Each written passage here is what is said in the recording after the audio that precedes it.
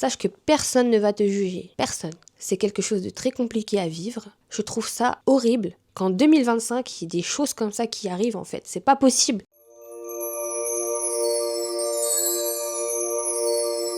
Salam mes beautés, j'espère que vous allez bien. On se retrouve aujourd'hui pour l'épisode numéro 2. J'ai reçu énormément d'avis pour la vidéo témoignage, la première que j'ai postée, vous avez beaucoup aimé, donc n'hésitez pas à m'envoyer vos expériences à tassournes@gmail.com et je vous répondrai en privé ou si vous me l'autorisez, je partagerai votre expérience en changeant les noms bien sûr, dans ce format-là de témoignage et je vous répondrai avec grand plaisir. N'hésitez pas à me rejoindre sur TikTok, Instagram et YouTube et c'est parti pour le premier témoignage. Assalamu alaikum, je m'appelle Sarah, j'ai 22 ans. Depuis quelques semaines, mon cœur est angoissé. J'ai découvert que mon père trompe ma mère avec la voisine d'en face. Quand je vois mon père aujourd'hui, je le regarde comme un étranger. Son regard me dégoûte et j'ai envie de détourner la tête comme s'il portait une honte dont j'ai honte à mon tour. Je me surprends à trembler à l'idée qu'il me parle. Ma mère est tout pour moi, je me sens déchirée entre l'envie de la protéger et la peur de briser ce qui lui reste. Je ne sais plus quoi faire. Lui dire la vérité et risquer un tremblement familial ou garder le silence et continuer à porter ce secret seul. Ma soeur, là, c'est très compliqué. Là, quand je vois ton témoignage, je suis complètement bouleversée.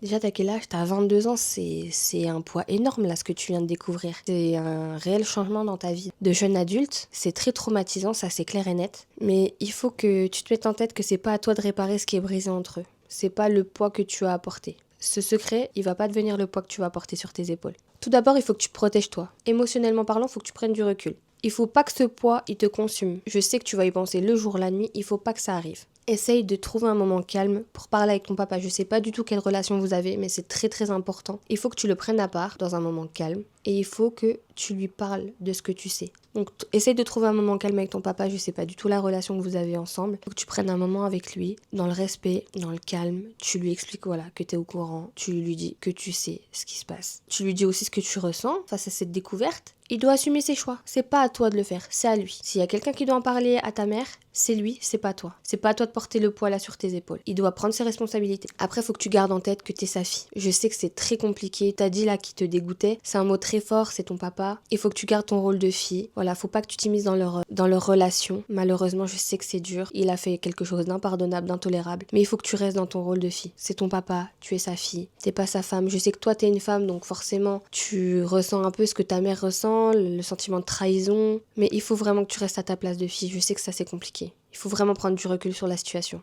Oublie pas que Allah il voit ta sincérité, il voit ce que t'as dans le cœur. Il sait pourquoi tu veux affronter ton papa pour lui parler de ça. Il sait pourquoi tu voudrais en parler à ta maman. Mais Allah il est grand, ton père il a fait cette chose-là, il en assumera les conséquences. Il en assumera les conséquences que ce soit dans la vie d'ici-bas ou dans l'au-delà. Faut pas que tu te prennes la tête avec ça, concentre-toi sur ta vie, concentre-toi sur tes études, sur ton travail, concentre-toi sur tes projets à toi ma sœur. C'est très compliqué, mais il faut pas que tu portes le poids là sur tes épaules. Il faut que tu laisses tes parents gérer ça entre eux, d'accord? Si t'as besoin d'évacuer un peu, parle-en, mais n'en parle pas à trop de personnes autour de toi et choisis vraiment une personne de confiance. Si tu veux pas que ça s'ébruite, c'est compliqué dans ces cas-là. Mais trouve une sœur ou une amie de confiance pour t'épancher un peu, ça te fera du bien. En tout cas, ma sœur, je te souhaite vraiment du courage, c'est compliqué, ne te laisse pas abattre. Et ils vont régler ça entre eux, Inch'Allah, et de prendre du recul sur la situation. Si t'as besoin de parler, je suis là, tu me renvoies un mail, y a pas de souci. On va passer au témoignage numéro 2. Bonjour, je m'appelle Mariam, j'ai 19 ans. Depuis que je suis petite, j'ai toujours ressenti que ma mère me préfère moins que mon frère. Elle lui donne les meilleures parts de nourriture, l'écoute davantage, le protège quand il fait des erreurs, alors que moi je suis toujours la deuxième. Avec le temps, j'ai compris que ce n'est pas seulement mon frère. J'ai l'impression que c'est parce que je suis une fille, je porte le fardeau de ses rêves non réalisés. Comme si elle me faisait payer ses frustrations, ses choix de vie qu'elle regrette, en me traitant moins bien. Je porte sur mes épaules un poids qui n'est pas le mien. Oh ma petite beauté Mariam, tu me fais vraiment de la peine. Ton cœur il souffre d'injustice, c'est tout à fait normal au vu de la situation. Mais ce que tu vis, ça définit pas ta valeur, d'accord? Ce que ta maman elle projette sur toi, donc ses rêves, ses projets non réalisés, ses regrets, ses envies, ses contraintes, ça c'est ses bagages,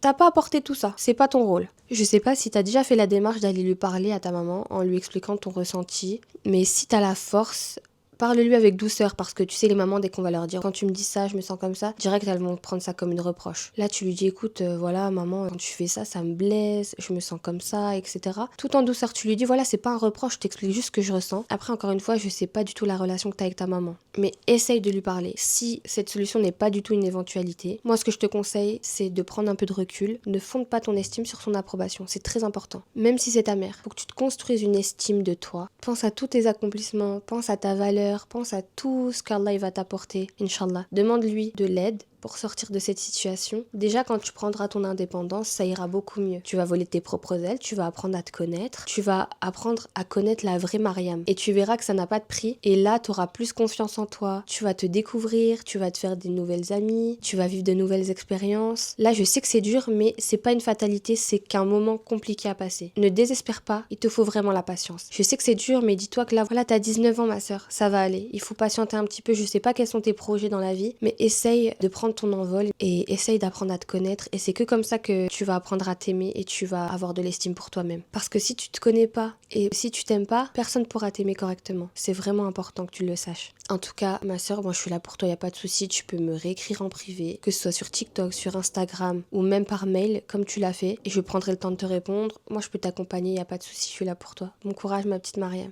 Je te fais des gros bisous. On passe au témoignage numéro 3. Salam, je m'appelle Inès, j'ai 23 ans. J'ai une fille que j'aime plus que tout, mais depuis l'accouchement, je ne reconnais plus mon reflet. Mes courbes ont changé, je pleure devant le miroir. J'ai l'impression de sombrer dans une dépression postpartum. Je ne me sens plus femme, je me sens plus belle, je mérite même pas amour ni regard. Mon mari, lui, ça ne le dérange pas. Il me trouve très belle comme cela, mais moi, je n'arrive pas à me voir comme il me voit. Je n'arrive pas à faire le deuil de la moi d'avant. Ah là là Inès, si tu savais, on passe vraiment toutes par ce chemin-là, je te jure. On passe toutes par là, vraiment. T'es pas seule du tout. On est des milliers de femmes à avoir ressenti ça. Le deuil du corps d'avant, c'est vraiment réel. Ton corps, il a porté la vie, il a changé, mais il a pas perdu sa dignité, il a pas perdu sa beauté. Il faut que tu te donnes du temps, je sais pas elle a quel âge ta fille, mais on met 9 mois à porter, à créer, à accoucher d'un petit bébé. Accorde-toi au moins 9 mois de plus pour te reconstruire doucement, réapprendre à connaître la nouvelle toi qui est maintenant maman, qui n'est plus toute seule. Quand tu te sentiras prête et quand les sages-femmes t'auront donné l'autorisation, reprends le sport petit à petit. Retrouve ton énergie, retrouve ton toi dans ce nouveau corps. C'est pas une compétition, faut pas que tu te compares aux autres mamans. Chaque personne est différente, chaque personne a un métabolisme différent. Il faut que tu prennes le temps, il faut que tu t'écoutes, mentalement et physiquement. Pour te soutenir aussi, je te recommande d'être entourée. Il y a l'association Maman Blues, elles accompagnent les mamans en difficulté, notamment en postpartum. Donc ça pourrait te faire du bien d'être écoutée par des personnes qui te comprennent. Par ailleurs, renseigne-toi auprès de ta mairie, je sais qu'il y a des relais parents-enfants, il y a également des groupes de parole, parfois les municipalités ou les associations locales, elles proposent justement ce genre d'événements. Tu peux aussi rejoindre des groupes d'entraide mutuelle, ça s'appelle les GEM, ou des réseaux sur la parentalité ou les soutiens à la périnatalité sur Facebook, sur Instagram. Déjà, faut pas que tu restes isolé, d'accord? C'est très très important. Je sais pas si t'es soutenu à la maison, mais ne reste pas isolé. Partage ton vécu à des copines, des amis à toi. Si t'as envie de pleurer, tu pleures, y a pas de souci. Pleurer, c'est déjà commencer à guérir parce que tu exprimes ce qui va pas pour aller mieux. Donc c'est très bien ce que tu fais, ma sœur. Et rappelle-toi, t'as pas fait tout ça pour rien. Ton amour de petite fille, elle est là, elle est avec toi, elle t'aime plus que tout au monde. Mais tu peux être une maman, aimer ton enfant plus que tout, mais tu restes une femme. Ne l'oublie pas. Être une maman, ça va pas t'empêcher de te reconstruire, de penser à toi. Tu vas pas être égoïste en faisant un peu de sport ou en allant marcher 1 heure de temps en laissant ton enfant à ta mère ou à ton mari. Il faut pas que tu culpabilises quand tu prends du temps pour toi. T'es une femme, t'es une maman, t'es digne d'amour. Si t'as besoin, Inès, n'hésite pas à m'écrire, y a pas de souci. Sinon, je t'envoie par mail, vu que tu m'as écrit un mail, je peux t'envoyer en retour des groupes de parentalité que j'ai suivis moi dans ma propre expérience de postpartum il y a 5 ans. N'hésite pas à aller sur ces groupes-là, que ce soit sur Instagram ou Facebook. Oui, je suis désolée, j'ai Facebook. Écoutez, moi je suis une milléniale, je suis une ancienne, j'ai encore Facebook. Mais voilà, bon courage et ne désespère pas. Regarde, je suis pas la même femme qu'il y a 5 ans, je te rassure. C'est un chemin qui prend du temps, mais tu vas y arriver et tu te sentiras encore mieux qu'avant. Mieux qu'avant que t'aies un enfant. Tu verras, tu seras accomplie en tant que femme. Bon courage ma sœur. On passe au 4e témoignage. Je m'appelle Aïcha, j'ai 16 ans. Au lycée, je suis sans cesse moquée. On me répète que je suis trop grande pour mon âge, comme si être grande était un défaut. On rit de ma taille, de mes jambes, de ma silhouette. Je rentre chez moi en larmes, je redoute chaque matin. J'ai honte, je baisse la tête, je ne veux plus sortir. Je n'ose pas en parler à mes parents, je me sens seule. Ma sœur, ce que t'encaisses déjà, c'est pas normal du tout. Personne n'a le droit de critiquer ton physique. C'est injuste, c'est d'une cruauté sans nom. Je déteste l'harcèlement, c'est quelque chose que je ne tolère pas en fait. T'as bien fait de m'écrire ma sœur. T'es pas seule, t'as le droit d'être entendue. Ce que je te conseille ma sœur, il faut absolument que tu en parles à quelqu'un. À tes parents, à un professeur, à un adulte. Tu dois pas encaisser ça toute seule, d'accord? Aïcha, tu peux contacter le 3018, c'est un numéro national. Il est gratuit, il est anonyme et il est confidentiel. C'est un numéro exprès pour les victimes de harcèlement scolaire ou en ligne, parce qu'il y a beaucoup d'harcèlement aussi sur les réseaux. Si c'est une urgence, que tu te sens en danger, que tu sens que voilà, tu peux faire une bêtise, tu appelles directement le 119, d'accord? Sache que personne ne va te juger, personne. C'est quelque chose de très compliqué à vivre. Je trouve ça horrible qu'en 2025, il y ait des choses comme ça qui arrivent en fait. C'est pas possible. Comment on peut être méchant comme ça avec des gens qu'on ne connaît même pas en fait? Est-ce que vous savez ce que les gens y vivent chez eux? Je trouve ça dégueulasse. Moi demain mon fils il vit ça ou il fait vivre ça à quelqu'un, mais c'est intolérable. Les parents ne se rendent pas compte de l'éducation qu'ils donnent à leurs enfants. Il faut absolument faire de la prévention auprès de nos enfants pour pas qu'ils le subissent et pour pas qu'ils fassent subir aux autres personnes. C'est primordial en fait. Moi je suis là pour toi Aïcha, il y a pas de souci, tu m'écris, on reste en contact. Je vais t'envoyer un mail, je vais te donner mon numéro de téléphone, tu prends mon numéro de téléphone, tu m'écris. Moi je suis là pour toi, tu m'écris quand tu veux. Tu ne seras pas abandonné, tu n'es pas seule, tu ne dois pas vivre ça toute seule, tu es une victime. Ce n'est pas normal de vivre ça, tu n'as rien fait de mal. D'accord Aïcha? Je te conseille de t'entourer d'amis sincères, de tes sœurs, je sais pas si t'as des sœurs, parle-en à ta maman, à ton papa, vraiment c'est important Aïcha. Je te conseille aussi de tenir un journal, tu exprimes tout ce que tu ressens dans le journal. Le fait de sortir les émotions, ça va te faire énormément de bien, ça va te soulager, ça va te faire du bien. Il faut que tu évacues cette charge mentale, c'est primordial. Place ta confiance en Allah. Il ne laisse aucune âme souffrir, sans voir, sans répondre, même si la réponse tarde. Vraiment, place ta confiance en Allah, ma chérie. Et Aïcha, c'est important, sois fière de qui tu es. Être grande, c'est magnifique. Ce sera un atout pour toi. Tu es belle, tu es digne, tu as de la valeur. Excuse-moi, mais toutes les mannequins là, on me rappelle, elles mesurent combien? Toutes les mannequins sont grandes, hein. Donc, je vois pas en quoi c'est un problème d'être grande. Tu as tout l'avenir devant toi. Fais de ça ta force. Prends soin de toi. Peu importe ce que les gens ils disent, prends soin de toi. Fais ce qui te fait vibrer. Continue ta route avec ce cœur courageux, avec cette foi qui te porte. Même si les autres, ils voient pas la beauté que t'as dans ton cœur, Allah, il le voit. Et t'inquiète pas, tout ça, ce sera qu'un mauvais souvenir. D'accord, Aïcha? Je t'envoie mon numéro. Tu m'écris s'il te plaît, d'accord? Moi, je suis là pour toi, y a pas de souci. Gros bisous, Aïcha. Non, mais c'est fou quand même qu'on vive encore des trucs comme ça en 2025. Ça me révolte. Bon, le témoignage numéro 5. Salam alaikum, je m'appelle Camille, j'ai 24 ans. Je me suis convertie à l'islam et depuis ma famille me rejette. Je me sens seule, incomprise, parfois je doute de ma force. Je veux être aimée des miens, mais je vois leur regard, leur jugement, leur incompréhension et ça me fend le cœur. J'aimerais tellement qu'ils voient à quel point c'est magnifique ce que je suis en train de vivre. J'aimerais tellement qu'ils me comprennent. Je ne veux pas leur imposer mon choix, je veux juste qu'ils m'acceptent comme je suis. Camille, c'est compliqué, j'ai vécu ça aussi. C'est très compliqué de se convertir quand notre famille elle l'accepte pas. Je me suis convertie il y a maintenant 12 ans, alhamdulillah. Et j'ai vécu des choses similaires. Ma Camille, ce que tu vis, c'est une épreuve immense. Mais Allah, il t'a donné la force de choisir le bon chemin, le chemin de la vérité. Il t'a choisi toi, Camille. Moi, c'est ça que je veux que tu entendes. Faut pas que tu culpabilises. T'as pas choisi cette situation, t'as choisi Allah dans ton cœur. Donc ne regrette pas ce choix. Le rejet ne diminue pas ta valeur. Il faut que tu te dises aussi que tes parents, ils avaient des rêves pour toi. Ils font face à un changement brutal dans leurs projections. Il leur faut du temps pour digérer que leur enfant, que leur petite Camille, voilà, elle suit un chemin différent de ce que eux ils voulaient pour toi. Avec les médias, les préjugés, avec tout ce qu'ils entendent sur l'islam, tout ça, ça pèse sur eux. C'est normal qu'ils soient perturbés. Ta mission à toi, Camille, c'est de ne pas imposer, mais de montrer par ton comportement douceur, respect, patience, changement positif. Que le fait que la religion t'a apaisé, ça va être ta meilleure preuve. Il faut que tu sois compréhensive, il faut que tu dialogues avec eux s'ils te le permettent. Ne cède pas à l'intolérable, par contre. Tout ce qui est insulte, discrimination, etc., ça, faut pas céder, d'accord ? Mais cherche le compromis quand c'est possible. Essaye de leur faciliter si tu habites encore avec eux. Rappelle-toi que Allah te guide. C'est ta foi. Et ta foi, c'est ta forteresse. Et la Oumma, elle est là pour toi. T'as des sœurs de ton entourage qui peuvent te soutenir. Avec le temps, ta famille va revenir vers toi. Faut que tu gardes les portes ouvertes. Faut que tu gardes le bon comportement.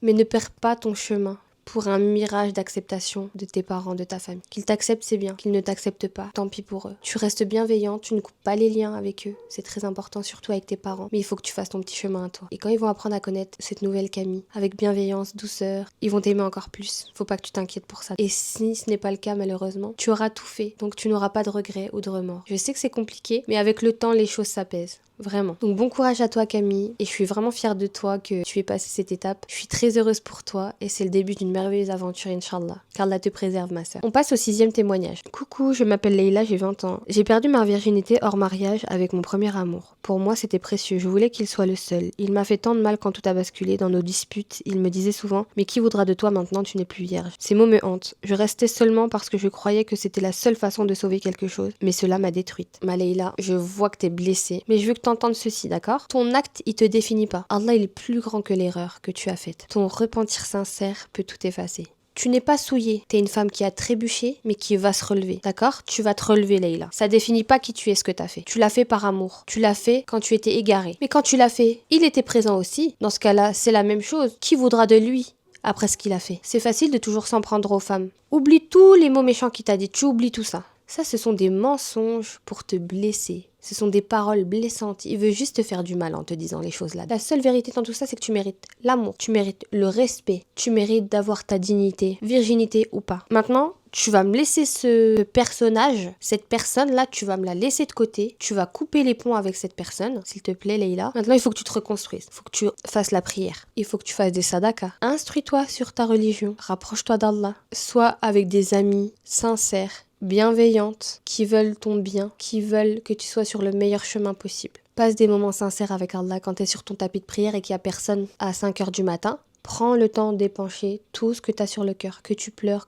pas. Prends le temps. Tu te sentiras tellement soulagée, ma sœur. Il faut que tu cherches aussi un soutien, une écoute bienveillante. Faut pas que tu restes isolée. Faut pas que tu te dises j'ai honte. Tu trouves une sœur, une amie de confiance. J'insiste, de confiance. Et tu peux lui parler, elle te soutiendra, d'accord? Tu sais, si cet homme-là, il t'a pas respecté, c'est pas de ta faute. Tu sais, Leïla, le mari qui te respectera, qui t'honorera, il regardera pas ton passé. Il regardera la femme qu'il a en face de lui, ses qualités. Il regardera ce que t'as accompli dans ta vie. Il regardera ton caractère, il regardera tout ça. Il regardera pas ton passé, t'inquiète pas. Et si un homme n'arrive pas à aimer ce que tu es aujourd'hui, c'est pas de ta faute, c'est la sienne. Et surtout, Leïla, dis-toi juste un truc, c'est que Allah, il pardonne. Allah, il console. T'as encore toute ta beauté, t'as encore toute ta valeur, t'as encore tout ton avenir, Inch'Allah. Donc, ne reste pas sur cette erreur. Repentis-toi, va de l'avant et reconstruis-toi. Ne te définis pas par cette erreur. T'as toute la vie devant toi, ma Leïla. Vraiment, te prends pas la tête. Va de l'avant. D'accord, ma sœur? Je te fais des gros bisous. On passe au témoignage numéro 7. Salam, je m'appelle Yasmine, j'ai 18 ans. Ma cousine, ma sœur de cœur, a arrêté de me parler du jour au lendemain. Je n'ai reçu aucune explication. J'ai essayé de lui parler, d'envoyer des messages, de passer par la famille, rien. Elle m'a ignorée. J'ai l'impression de perdre une sœur, je me sens rejetée par toute ma famille. Ce silence ne se justifie pas. Je n'ai rien fait. J'ai besoin de comprendre. Ma petite Yasmine. Alors déjà, ce silence, c'est cruel, c'est injuste. Et t'as pas à emporter la charge. Vraiment pas. Déjà, je veux bien que t'entendes ce que je vais te dire. Premièrement, c'est qui elle pour te punir par le silence en fait? Personne n'a ce droit. Hein. T'as tenté de réparer, t'as tendu la main. C'est déjà une preuve de ta maturité. Si elle réagit pas, c'est pas de ta faute. T'as pas à rester dans ce vide indéfiniment. Avance, vis, aime-toi. Ce sont ceux qui te respectent qui méritent de rester autour de toi. Les autres, t'en as pas besoin dans ta vie. Si demain elle revient, c'est à toi de décider. Mais ne laisse pas ce poison ronger ta paix. En attendant, investis-toi dans des relations qui te valorisent. Avec des sœurs sincères, avec des vrais liens. Sois fière de toi, t'es forte. T'es pas cassée parce qu'ils veulent te faire croire ça. Et n'oublie pas, Yasmine, t'as besoin d'être entourée de personnes qui t'honorent, pas de personnes qui te punissent sans aucune raison. Donc va de l'avant. Si un jour elle revient vers toi, c'est à toi de décider si tu la réacceptes dans ta vie. Moi personnellement, je pense que si elle a délibérément fait ce choix-là de punir par le silence, en sachant pertinemment que ça allait t'atteindre et te faire du mal, je pense que c'est pas une personne bienveillante, parce qu'une personne qui t'aime, elle te fait pas de mal, que ce soit consciemment ou inconsciemment. Donc voilà ma sœur, prends soin de toi, va de l'avant, vis ta vie et Inch'Allah ça s'arrangera. Gros bisous. Merci d'avoir écouté ces témoignages mes beautés. Si toi aussi tu traverses une épreuve, sache que t'es pas seule. Ici, chaque voix compte, chaque douleur et chaque cœur mérite d'être entendu. Moi je serai là pour toi Inch'Allah. N'oublie pas de t'abonner, de partager autour de toi et surtout de garder la foi. Allah ne délaisse jamais une âme qui l'appelle. Vous pouvez retrouver mes réseaux sociaux en description. Prenez soin de vous, gros bisous.